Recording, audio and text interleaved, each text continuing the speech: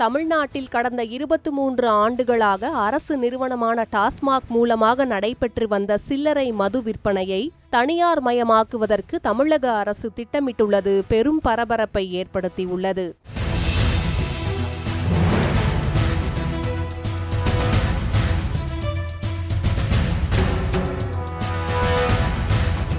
இரண்டாயிரத்து 23ஆம் ஆண்டு அதிமுக ஆட்சியின் போது சட்டவிரோத மது விற்பனையை கட்டுப்படுத்தவும் அரசின் வருவாயை பெருக்கவும் சில்லறை மது விற்பனை முழுமையாக அரசின் கட்டுப்பாட்டின் கீழ் கொண்டுவரப்பட்டது. தற்போது 23 ஆண்டுகளுக்கு பிறகு மது வணிகத்திலிருந்து அரசு படிப்படியாக விலக முடிவு செய்துள்ளதாக தகவல்கள் தெரிவிக்கின்றன.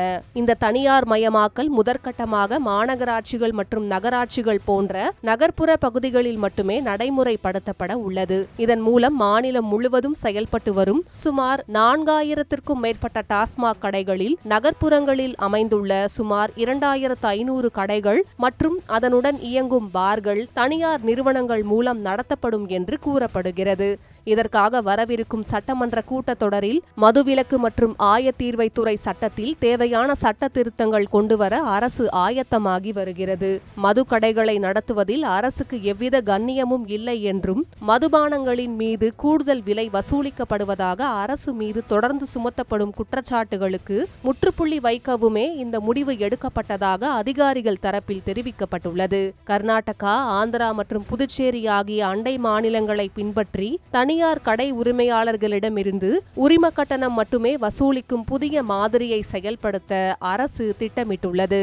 தமிழ்நாடு அரசின் மொத்த வருவாயில் டாஸ்மாக் நிறுவனம் மிக முக்கிய பங்கு வகிக்கிறது.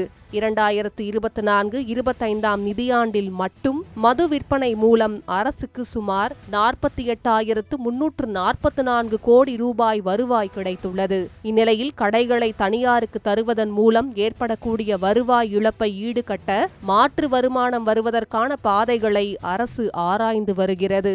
அதே நேரத்தில் இந்த நகர்வு எதிர்காலத்தில் மாநிலம் முழுவதும் உள்ள டாஸ்மாக் கடைகளை முற்றிலுமாக மூடுவதற்கான தொடக்க புள்ளியாகவும் பார்க்கப்படுகிறது.